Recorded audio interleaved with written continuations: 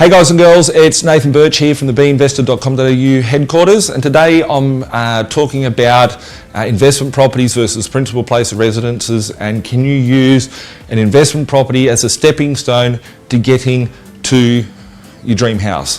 For me, I was only thinking about it probably a couple of months ago. I remember when I moved into my dream house. It's not my dream house, it's my dream property. I'm going to knock the house over and build a mansion. Just waiting for council to pull their finger out, but it's a separate issue. With it, I remember packing up some newspapers. I do like to collect some mementos so I can show my children and grandkids that I wasn't just a boring old fart when they think I'm in the future. And the fact is that I picked up these newspapers and I was on the front cover and it said, Sydney's own Donald Trump. Let's just be clear on something. That was before everybody hated him and he became a wanker trying to be a president. So there's no love there or love lost. I'm leaving that to the side. But they did make the reference to me being the Donald Trump of Sydney. And the fact is that I had a bit of a laugh to myself. I had 150 properties at the time. It was a few years ago. And thinking back, I'd built an empire from a property standpoint, but I didn't actually own a principal place of residence, and that's quite ironic in itself. And then when you break it down a little bit further, is that I actually think a principal place of residence is an emotional purchase. What do I mean by that? Let's say, for instance, we've got $500,000. We've got 500 grand here. It says cash. It's my air cash. It's like my air guitar, but it's just cash. Let's say I've got $500,000 and I wanted to go and buy a car. Yeah, I could go buy a Lamborghini, maybe an Aventador if it had a few dents in it or something. But let's say I can buy a Lambo just for the fun of it, right? It's going to be so cool. I'm going to pick up so many chicks in that car. But the reality of it is that that car is an emotional purchase. I could use that same 500,000 to go and buy 20 Ford Falcons and send them out to be taxis and to produce me an income, so I can use that income to then go and buy a Lamborghini. Yeah. So let's just break it down again. You can use your 500 grand to go buy something that's going to be an emotional product, which I could deal with the same $500 Datsun. It'll still get me from A to B. Or I can use it to set it up like a business. If you use it from a business perspective, those 20 taxis will bring in an income to pay for your Lamborghini and to pay for your boat and to pay for whatever else you need. So the way that I looked at it is that I need to build a fleet of properties. Those properties where I need to be used as a business. I couldn't afford a principal place to live in.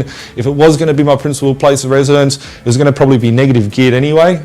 So I could go rent one off someone else, a poor bastard that's going to be losing money every week. I could be renting it off them, living where I want to live and enjoying the fruits of that, but building my net worth and my asset position. And then turn my properties into an income generating position to support my principal place of residence, which, if I was just going to go buy a principal place of residence to start off with, it wouldn't be anything flash, it wouldn't be anything sexy, and it would just be a pretty standard sort of house. But that wasn't going to be my dream house anyway. So what point did the dream house, what point was I doing anything else apart from stroking my own ego by saying, yes, I own this house that I'm going to go to sleep in at night? Lots of people don't own houses, they just rent houses. Fact is that I just look at the property portfolio as a vehicle. I knew that I couldn't buy my dream home when I first started investing. I bought my first house out in Western Sydney in the Mount Druitt area of Sydney. People used to look at it as a bit of a rough spot.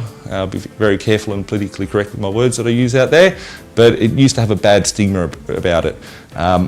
That's all I could afford, so I bought that, and I put myself into a position after buying lots of those sorts of properties that I could afford, treating them like a business, making sure that the rents cover all the expenses, all that sort of stuff, until I can put myself in a position where I can build my dream home. My dream home is going to be 2,200 square metres of fun. If you put that into a bit of perspective, I've got a block of 40 units, which is 1,956 square metres. So it's a pretty big freaking house that I'm going to build, but that's what I want to build, and I'm going to build that now because I can, because I built the property portfolio beforehand.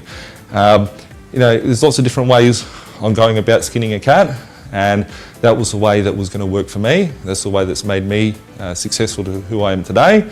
And a lot of people are whinging today that they can't get into the property market. I heard the same shit 10 years ago. If you're going to keep whinging for the next 10 years, you're just going to be further and further behind. pull your finger out, go find something you can afford to buy and stop being a wanker that thinks you can have everything and complaining that you can't. So hope that helps. And if you've got any questions, keep watching the videos on this YouTube channel. You can email us at admin@beinvestor.com.au or give us a call at 1300 367 925. Have an awesome day.